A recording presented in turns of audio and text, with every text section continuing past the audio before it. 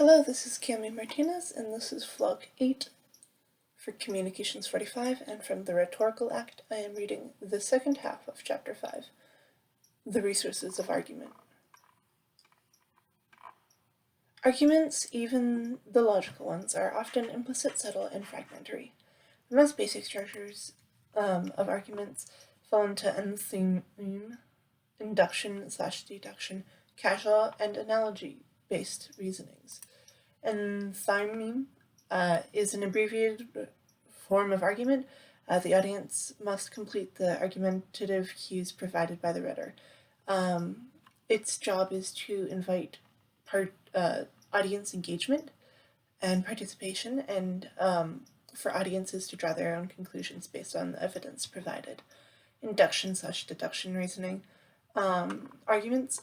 Inductive arguments is when a rhetor details examples to arrive at a larger claim, and in a deductive argument, a rhetor represents a claim as presumed truth or fact, and then proceeds to document how that claim is true.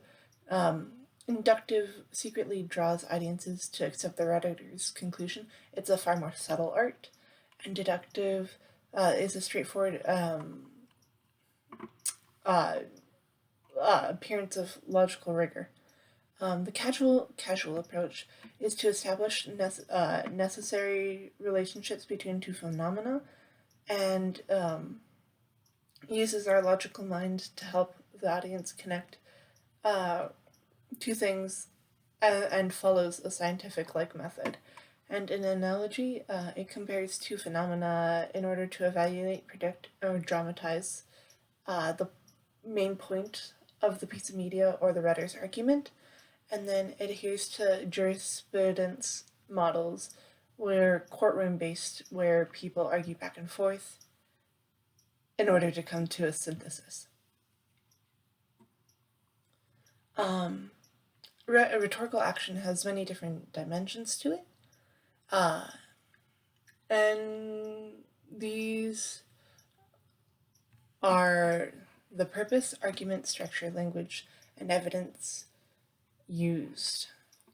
So purpose can either be instrumental or consummatory, like straight to the point, or like the purpose can be used as a tool to get a point across, or just to have the thing exist for itself. Argument can be justifactory or ritualistic, so it either can offer reasons or be participatory and more performative, have people invite themselves into it.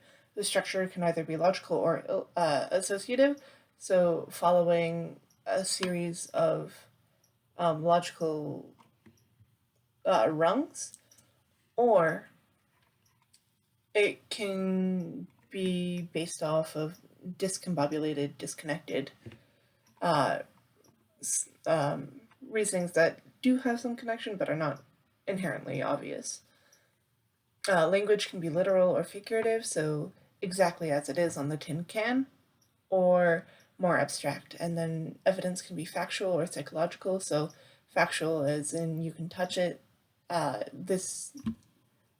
is put into paper, it is published, it is known fact, or it is psychological and it appears to people's emotions and trains of thoughts.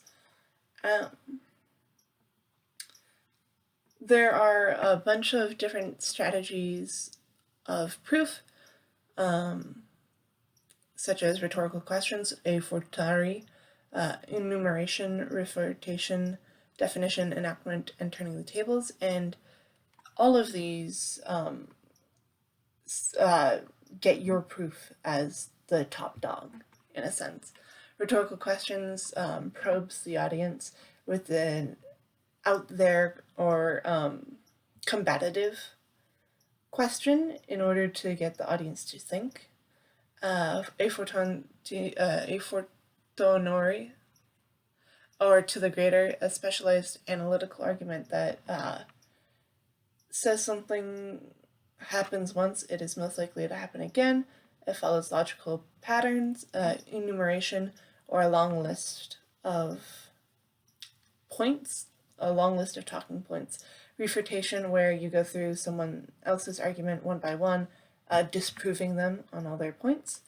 There's definitions, where the writer or the speaker gets to say what is what exactly. There's enactment, where they go through different events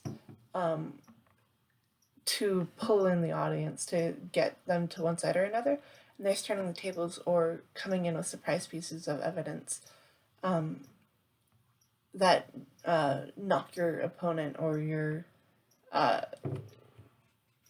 off their rhythm.